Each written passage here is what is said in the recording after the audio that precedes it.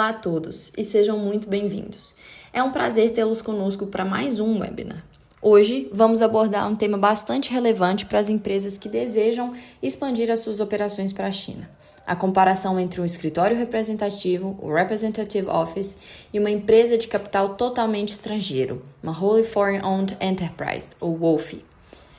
Ao iniciar uma operação no mercado chinês, uma das primeiras decisões estratégicas é definir qual estrutura jurídica melhor atende aos objetivos do negócio. Cada modelo possui características, limitações, custos e benefícios distintos, e a escolha correta pode impactar diretamente a eficiência da operação e os planos de crescimento da empresa.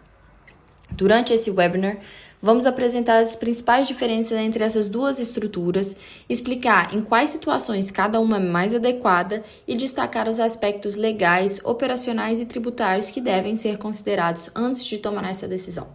Esperamos que ao final da apresentação vocês tenham uma visão mais clara sobre qual modelo faz mais sentido para os seus projetos de internacionalização na China. Investidores estrangeiros geralmente consideram essas duas estruturas básicas ao entrar no mercado chinês: o escritório representativo e uma empresa integral de propriedade estrangeira.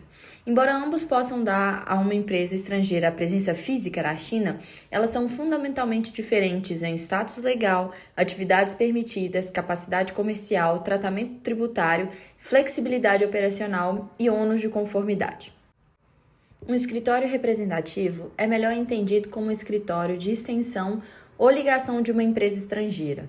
Não é uma pessoa jurídica separada e está limitada a atividades sem fins lucrativos relacionados ao negócio da empresa principal estrangeira, como pesquisa de mercado, promoção de produtos ou serviços, exposições e atividades de ligação. Um RO não pode emitir diretamente faturas de venda, assinar contratos geradores de receita em seu próprio nome, fabricar, comercializar, fornecer serviços pagos ou gerar renda comercial diretamente na China. Geralmente, é adequado para a exploração inicial do mercado, coordenação, contato com fornecedores ou clientes, promoção de marca e suporte interno. Uma WOFE, por outro lado, é uma empresa com investimento estrangeiro incorporada na China. Desde que a Lei de Investimento Estrangeiro entrou em vigor no país, o WOFE é mais um termo de mercado do que uma categoria estatutária separada. Na prática, geralmente se refere a uma sociedade de responsabilidade limitada estabelecida na China com 100% de propriedade estrangeira. Uma WOFE possui status de pessoa jurídica independente, pode conduzir negócios lucrativos dentro do seu escopo comercial aprovado e registrado, pode contratar funcionários diretamente, emitir faturas fiscais na China, importar, exportar quando for qualificado, firmar contratos e gerar receita. A escolha prática depende dos objetivos comerciais do investidor estrangeiro. Se o investidor precisar apenas de uma presença leve e não geradora de receita para estudo de mercado e ligação com a empresa principal, uma RO pode ser adequada. Se o investidor pretende conduzir operações, assinar contratos, faturar clientes, contratar funcionários diretamente, receber receita, importar e exportar bens, fornecer serviços ou construir uma plataforma de negócios de longo prazo na China, uma WOFE geralmente é a estrutura mais adequada. Um RO é um escritório estabelecido na China por uma empresa estrangeira para realizar atividades sem fins lucrativos relacionados aos negócios dessa empresa mãe estrangeira. Ele não possui o status de pessoa jurídica. Isso significa que o RO não é uma empresa separada e não possui personalidade corporativa independente. A empresa mãe estrangeira permanece legalmente responsável pelas atividades e responsabilidades do RO. O RO é registrado junto à autoridade competente de regulação de mercado. Seus itens de registro incluem, entre outros, o nome, o representante principal, o escopo do negócio, o local, o prazo de residência e o nome e endereço da empresa estrangeira. A empresa estrangeira nomeia um representante principal e pode nomear de 1 a 3 representantes adicionais, dependendo das necessidades do negócio.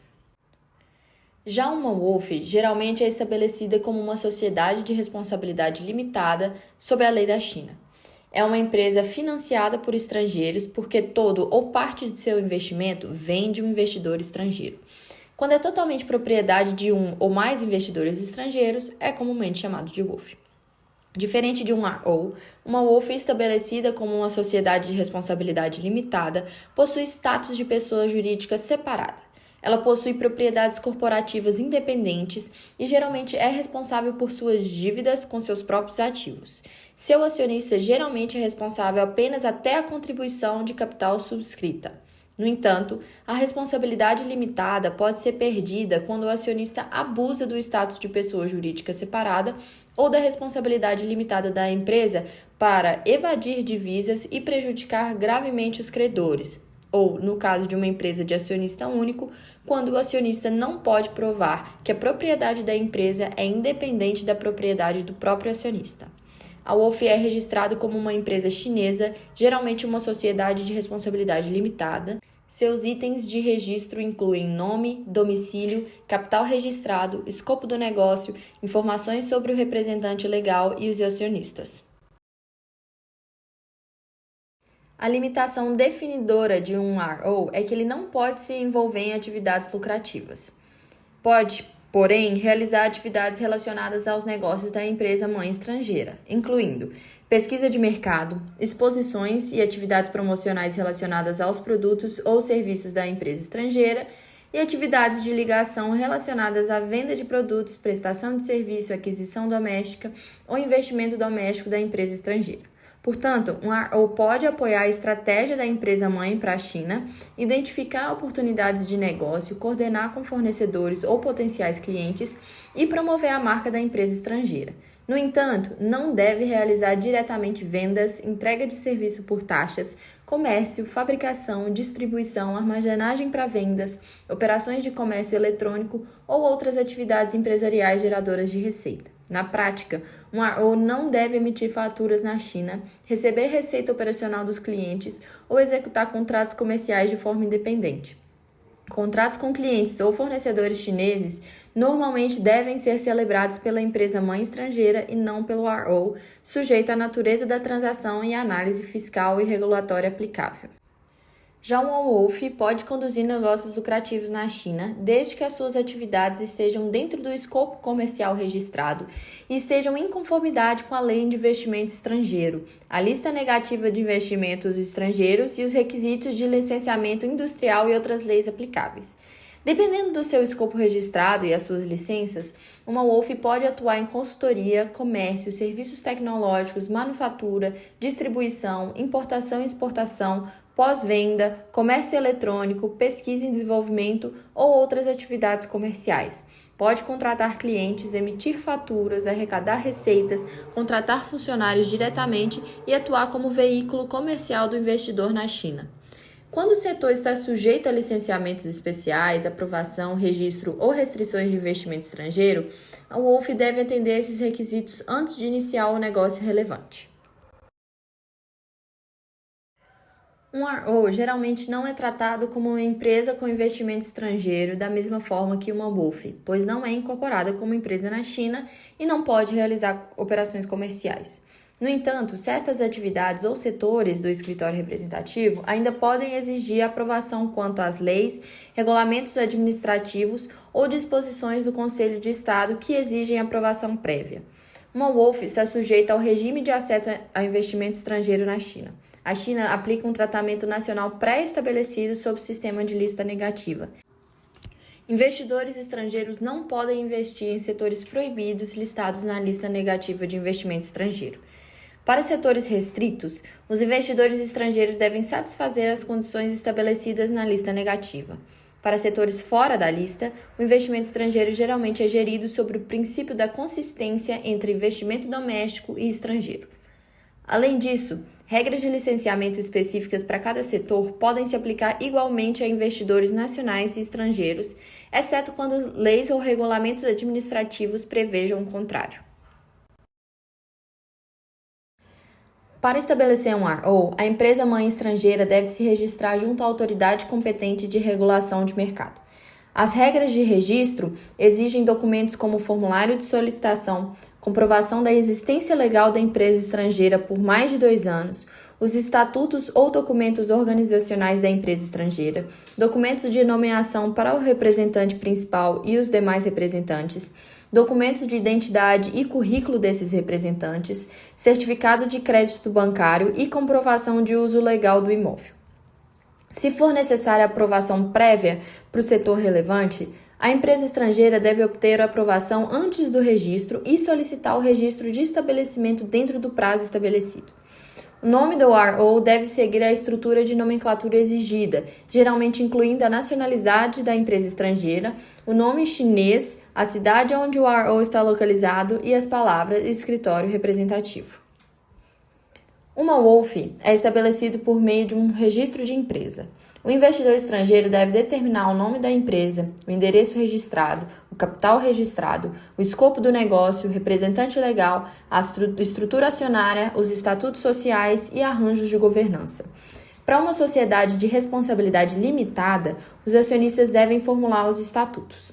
Os estatutos devem indicar o nome e domicílio da empresa, o escopo comercial, o capital registrado, informações dos acionistas, valor da contribuição de capital, método de contribuição e data de pagamento, estrutura organizacional, regras de representação legal e outros assuntos exigidos por lei.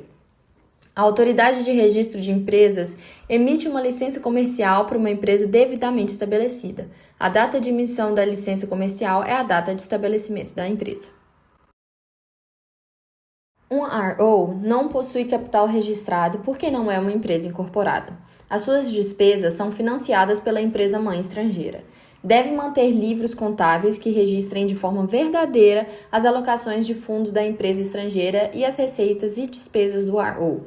O RO também não deve utilizar contas de outras empresas, organizações ou indivíduos. Já uma WOLF possui capital registrado. De acordo com a Lei das Sociedades da China, o capital registrado de uma sociedade de responsabilidade limitada é o valor de capital subscrito por todos os acionistas registrados na autoridade de registro da empresa. Em geral, os acionistas devem pagar o capital subscrito dentro de 5 anos a partir da data de fundação, a menos que leis, regulamentos administrativos ou decisões do Conselho de Estado prevejam o contrário para o setor ou o tipo específico de empresa. O capital pode ser contribuído em dinheiro ou sujeito a exigências legais, ativos não monetários como ativos físicos, propriedade intelectual, direitos de uso da terra, interesses patrimoniais, direitos de credores ou outros bens transferíveis que possam ser avaliados em dinheiro.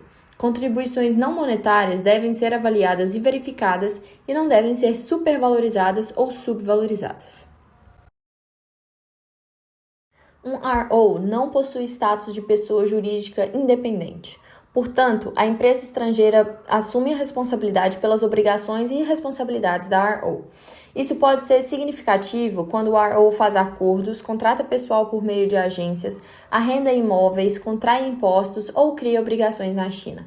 Uma WOLF é uma pessoa jurídica chinesa separada. Geralmente, assume suas próprias obrigações com seus próprios ativos. A responsabilidade do acionista geralmente se limita à sua contribuição de capital subscrita. No entanto, a responsabilidade limitada do acionista pode ser contestada em circunstâncias como abuso da independência corporativa para evadir divisas, dano grave aos credores ou falha de um único acionista em provar a separação entre propriedade da empresa e propriedade do acionista. Do ponto de vista da gestão de riscos, uma WOLF oferece uma proteção de responsabilidade corporativa mais clara do que um RO, embora também traga obrigações mais pesadas de governança corporativa e conformidade. Um RO não é um veículo adequado para a geração direta de receita. Geralmente, não deve assinar contratos geradores de receita com clientes em seu próprio nome, emitir faturas fiscais chinesas ou cobrar taxas de serviço ou receita de vendas. Seu papel deve se limitar a suporte, ligação e promoção. Uma WOLF pode firmar contratos comerciais, emitir faturas, arrecadar receitas, pagar fornecedores e operar contas bancárias empresariais na China, desde que as atividades estejam dentro do escopo comercial registrado e quaisquer licenças necessárias estejam em vigor. Essa é frequentemente a diferença comercial decisiva. Se o investidor precisa monetizar as atividades da China localmente, normalmente é necessário uma WOLF. Um RO geralmente não pode contratar funcionários chineses diretamente da mesma forma que uma empresa chinesa. Na prática, os funcionários locais de um RO são comumente contratados por agências autorizadas de serviço de emprego, enquanto representantes estrangeiros são nomeados pela empresa-mãe estrangeira e devem cumprir as regras aplicáveis de entrada, residência, emprego, impostos e câmbio. Uma WOF pode contratar diretamente funcionários, assinar contratos de trabalho, contribuir para o seguro social e fundos de moradia quando aplicável e estabelecer suas próprias políticas de RH. Uma WOF também é obrigada a cumprir as regras de proteção trabalhista e seguro social da China. Funcionários de uma empresa financiada no exterior podem estabelecer sindicatos conforme a lei e a empresa deve providenciar as condições necessárias para as atividades sindicais. Para empresas que precisam de uma equipe local estável, a capacidade de emprego direto é uma grande vantagem de uma WOF. O tratamento tributário é uma das diferenças mais importantes entre um escritório de representação e uma UF. A distinção não é que um escritório seja isento de impostos enquanto um UF é tributável. Na verdade, a distinção é que um escritório não tem permissão para exercer negócios lucrativos, mas ainda pode estar sujeito ao imposto da China sobre a renda atribuída às suas atividades ou com base em renda deemed, enquanto uma UF é uma empresa operacional normal da República Popular da China, tributada sobre sua renda real do negócio e também transações tributáveis. Um escritório de representação não é uma pessoa jurídica separada e não pode realizar atividades lucrativas. No entanto, isso não significa que o escritório não tenha obrigações fiscais com a China continental. De acordo com as regras tributárias para escritórios de representação de residentes de empresas estrangeiras, um escritório é obrigado a declarar e pagar imposto de renda empresarial sobre a renda a ela atribuída e também a declarar e pagar IVA ou outros impostos sobre o faturamento aplicável sobre a renda tributável. Um escritório deve concluir o registro fiscal junto à autoridade tributária competente após obter o seu certificado de registro ou aprovação relevante, e também deve manter os livros contábeis, registrar despesas e recursos recebidos da empresa-mãe estrangeira, manter os vouchers válidos de apoio e também fazer declarações periódicas de imposto de renda. Quando o escritório de representação pode manter contas adequadas e calcular com precisão a renda tributável e a receita tributável com base em suas funções e riscos reais, o imposto deve ser cobrado de forma efetiva. Na prática, porém, muitos escritórios de representação não geram receita diretamente e podem não conseguir identificar receita ou lucro da mesma forma que uma empresa operacional. Então, nesses casos, a autoridade fiscal pode aplicar um método de avaliação presumida. O método mais comum considerado para um escritório de representação é um método de conversão de despesas. Nesse método, as despesas do escritório vão ser convertidas em receita presumida, e o imposto de renda empresarial é então calculado aplicando uma taxa de lucro avaliada à receita presumida. As regras do escritório de representação fornecem a seguinte forma: a receita considerada é igual às despesas do período recorrente dividido por 1 menos a taxa de lucro avaliada menos a alíquota de imposto empresarial. O imposto sobre renda empresarial a pagar é igual à receita considerada multiplicada pela taxa de lucro avaliada multiplicada pela alíquota de imposto sobre a renda empresarial. Dessa forma, as despesas dos escritórios de representação no período atual podem incluir salários, bônus, auxílios, pagamentos de assistência social, custos de aquisição, compra de ativos fixos, despesas de comunicação, despesas de viagem, aluguel de equipamentos para aluguel de materiais, transporte, entretenimento e outras despesas.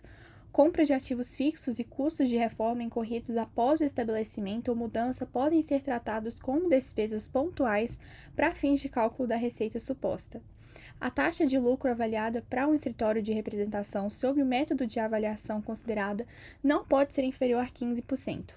Portanto, mesmo que um escritório de representação não gere receita direta do cliente, ele ainda pode ser um custo tributário porque suas despesas podem ser brutas em receita considerada e depois multiplicadas por uma taxa de lucro avaliada de pelo menos 15%. Para referência, as regras mais amplas de avaliação consideradas de empresas não residentes fornecem margem de lucros avaliadas em torno de 15% a 30% para serviços de engenharia, projeto e consultoria contratados, cerca de 30% a 50% para serviços de gestão e não menos que 15% para outros serviços ou atividades comerciais, além da prestação de serviços. Embora a avaliação de impostos do escritório de representação deva ser tratada sobre as regras específicas do escritório, essas faixas de margem de lucro são um contexto útil ao considerar como as autoridades fiscais podem avaliar a relação entre funções, riscos e renda tributável considerada. E isso tem uma consequência prática importante, de que um escritório de representação com despesas operacionais substanciais pode incorrer em uma carga tributária significativamente maior, mesmo que não esteja autorizada a realizar atividades lucrativas. Quanto maiores as despesas do escritório, maior pode ser a base de receita considerada. Por esse motivo, o orçamento, as funções de pessoal, as atividades comerciais e a documentação do escritório devem ser revisados cuidadosamente antes de escolher a estrutura correta. Agora, quando falamos sobre uma UF é uma empresa incorporada pela República Popular da China, financiada pelo exterior e que é tributada como uma empresa operacional normal. Ao contrário de um escritório, uma UF pode realizar negócios lucrativos dentro de seu escopo comercial aprovado e também registrado. Assim, seu perfil tributário é baseado em sua receita real, custos, despesas, lucros e também transações tributáveis. Uma UF geralmente está sujeita ao imposto de renda empresarial sobre seus lucros tributáveis. A alíquota padrão do imposto de renda empresarial da China é de 25%, a menos que se aplique uma alíquota preferencial ou um incentivo fiscal. O tratamento preferencial pode estar disponível para certos setores incentivados, empresas de alta e nova tecnologia, pequenas empresas de baixo lucro, políticas regionais qualificadas ou outros incentivos fiscais específicos, sujeitos ao cumprimento das condições relevantes. Uma UF também está sujeita ao IVA, sobre vendas tributáveis de bens, serviços, ativos tangíveis ou bens imóveis. A alíquota de IVA aplicável depende da natureza da transação, mas as alíquotas comuns de IVA incluem 13% para a maioria dos tipos de bens, 9% para certos bens e serviços e 6% para alguns serviços modernos, embora a alíquota exata e o tratamento do IVA devam ser confirmados com base no escopo de negócio da empresa, tipo de transação e regras atuais de IVA. Bens exportados ou serviços transfronteiriços qualificados também podem ser elegíveis para isenção de IVA, zero tax ou tratamento de reembolso, sujeito a requisitos detalhados. Além disso, uma UF pode estar sujeita a imposto sobre manutenção urbana e construção, sobre taxas locais sobre educação, imposto de selo, imposto sobre propriedade, imposto sobre uso do solo, alfândega, imposto sobre consumo ou outros impostos recorrentes, dependendo de suas atividades, ativos e localização. Também deve reter e pagar imposto de renda individual para os empregados e cumprir as obrigações do seguro social e do fundo habitacional quando aplicável. Uma UF deve manter os livros e registros contábeis e estatutários, emitir e gerar faturas fiscais, apresentar declarações periódicas de IVA e imposto de renda empresarial, preparar demonstrações financeiras anuais, completar a conciliação tributária anual e manter documentos de apoio. Transações entre partes relacionadas com a controladora estrangeira ou afiliadas devem ser realizadas de forma independente e podem exigir documentação de preços de transferência, os transfer pricing, ou relatórios de partes relacionadas, dependendo da escala e também da natureza das transações. A repatriação de lucros de uma UF para seu acionista estrangeiro geralmente é feita por meio de dividendos após a empresa pagar imposto de renda empresarial, concluir os procedimentos estatutários de distribuição de lucros e cumprir os requisitos cambiais. Os dividendos pagos a um acionista empresarial não residente geralmente estão sujeitos à retenção na fonte, a menos que sejam reduzidos por um tratado fiscal aplicável ou por uma política preferencial elegível. A concessão de tratados não é automática e normalmente exige que o acionista estrangeiro satisfaça os requisitos de propriedade beneficiária, substancial e procedimental. Do ponto de vista do planejamento tributário, uma UF oferece mais flexibilidade do que um escritório de representação, porque pode reconhecer receitas, deduzir despesas qualificadas, emitir faturas de IVA, empregar funcionários diretamente, firmar acordos de serviços interempresas ou royalties, quando justificado, e também repatriar lucros após impostos. No entanto, é claro que essa flexibilidade também vem acompanhada de obrigações mais abrangentes de impostos, contabilidade, preços de transferência e também conformidade. Quando falamos sobre a contabilidade, os relatórios anuais e a conformidade contínua, um escritório de representação deve manter os livros e registros contábeis, registrar de forma verdadeira as alocações de fundos, rendas e despesas e manter os livros e registros em suas instalações registradas. Ele deve também apresentar um relatório anual às autoridades de registro entre 1º de março e dia 30 de junho de cada ano. Esse relatório anual inclui a existência legal da empresa estrangeira, as atividades comerciais do escritório e também informações auditadas de receita e despesas. Uma UF, por outro lado, deve cumprir as regras de registro de empresas, relatórios anuais, declaração de impostos, contabilidade, informações de investimentos estrangeiros, câmbio, trabalhistas e também de seguro social. As empresas financiadas por estrangeiros devem enviar informações de investimento por meio do Sistema de Registro Empresarial e do Sistema de Divulgação de Dados de Crédito Empresarial. As alterações em questões registradas, como nome, endereço, capital registrado, escopo do negócio ou representante legal, geralmente exigem atualizações de registro também. As obrigações de conformidade do UF, então, são mais extensas, mas são um marco necessário para operar um negócio completo na China continental. Na comparação entre câmbio e bancos, o escritório de representação pode abrir contas bancárias para despesas operacionais, mas o seu financiamento normalmente vai ser limitado a remessas da empresa mãe estrangeira para as despesas do escritório. Não deve usar contas bancárias de outras entidades ou de indivíduos. Já uma UF pode abrir contas de capital, contas básicas de RMB, contas em moeda estrangeira e outras contas necessárias para o seu negócio, sujeitas às exigências bancárias e também cambiais.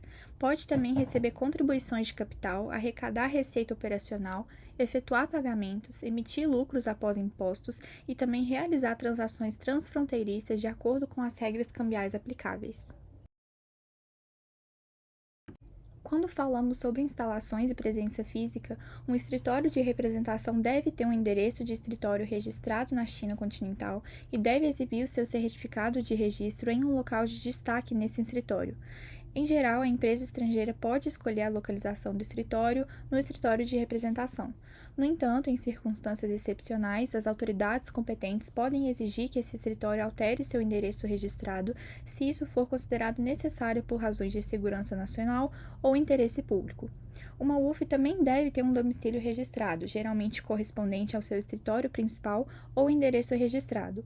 O local deve ser adequado para o escopo comercial registrado. Certas indústrias, como manufatura, alimentos, dispositivos médicos, educação, logística ou mercadorias perigosas, podem ter requisitos específicos de local, zoneamento, segurança ambientais ou também licenciamento. Para um escritório de representação, alterações em assuntos registrados devem ser protocolados conforme necessário. Se a empresa estrangeira revogar o escritório de representação, o prazo desse escritório expirar sem continuação, a empresa estrangeira foi encerrada ou o escritório de representação for legalmente revogado ou ordenado a fechar, a empresa estrangeira deve solicitar o cancelamento dentro do prazo prescrito. O cancelamento vai exigir documentos incluindo essa solicitação de cancelamento, o certificado de cancelamento oficial e fiscal, a confirmação de autorização alfandegária quando aplicável e também outros documentos exigidos. Para uma UF, a saída geralmente envolve uma dissolução corporativa, liquidação fiscal, um cancelamento junto à autoridade de registro da empresa, um fechamento de conta bancária, procedimentos cambiais e outros cancelamentos específicos da autoridade. Se a UF tem funcionários, ativos, contratos, estoque, contas a receber, contas a pagar, questões fiscais ou assuntos alfandegários, o processo de fechamento pode ser ainda mais complexo e demorado do que apenas simplesmente fechar, como é o caso do escritório de representação. Quando falamos sobre custos e carga administrativa, um escritório de representação geralmente é mais simples e menos custoso de estabelecer e operar do que uma UF. Não possui capital registrado ou uma conformidade mais restrita. No entanto, vai ainda exigir registro, estabelecimento, contabilidade, relatórios anuais, conformidade fiscal e arranjos adequados de recursos humanos. Uma UF é mais cara e administrativamente mais exigente do que um escritório de representação. Ela vai exigir incorporação, planejamento de capital registrado, estatutos sociais, sistemas contábeis, declarações fiscais, conformidade com RH, relatórios de informações e governança corporativa contínua.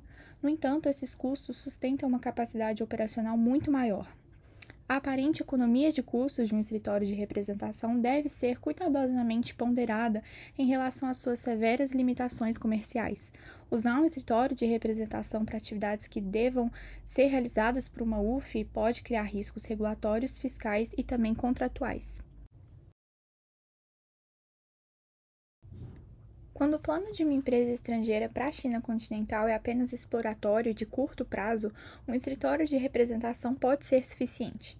No entanto, quando a empresa estrangeira já possui uma estratégia de longo prazo para a China continental, é importante considerar se estabelecer um escritório de representação primeiro é comercialmente eficiente.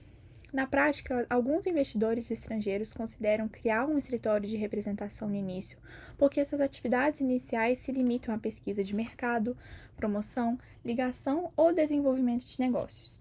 Eles podem planejar estabelecer uma UF mais tarde, quando o negócio na China já estiver mais maduro. No entanto, um escritório de representação não pode ser convertido diretamente em uma UF. O processo usual é estabelecer uma nova UF, transferir ativos relevantes, arranjos de negócios e pessoal da estrutura do escritório de representação para a estrutura da UF, e então fechar o escritório de representação após concluir os procedimentos de impostos, emprego, registro e também cancelamento do registro. Isso significa que a abordagem escritório primeiro e uma UF depois pode resultar em trabalho duplicado, honorários profissionais adicionais, procedimentos administrativos adicionais, possíveis problemas de transição fiscal e também de recursos humanos, além de interrupções operacionais. O investidor estrangeiro também pode precisar renovar contratos, ajustar arranjos de emprego, transferir ativos do escritório, abrir novas contas bancárias, atualizar registros fiscais e gerenciar as formalidades de fechamento do escritório. Por esse motivo, quando o investidor estrangeiro tem uma intenção clara de longo prazo de operar na China continental, muitas vezes é aconselhável estabelecer uma UF diretamente em primeiro lugar, mesmo que as atividades iniciais sejam limitadas. Nesse estágio inicial, uma UF pode funcionar na prática como um escritório de representação, focando em pesquisa de mercado, ligação, promoção e desenvolvimento de negócios. No entanto, ao contrário de um escritório de representação em si, a UF já possui capacidade legal e operacional para expandir as atividades geradoras de receita quando o negócio estiver pronto e consolidado. O modelo de financiamento também é diferente. Um escritório de representação geralmente é financiado por remessas da empresa-mãe estrangeira para cobrir as despesas administrativas. Uma UF, por outro lado, vai ser financiada por contribuições de capital registrado e, dependendo do seu modelo de negócios, também pode receber receita contínua de serviços ou atividades de suporte realizadas para a empresa-mãe ou outras entidades do grupo. Isso permite que uma UF opere dentro de um arcabouço comercial, tributário e contábil mais completo.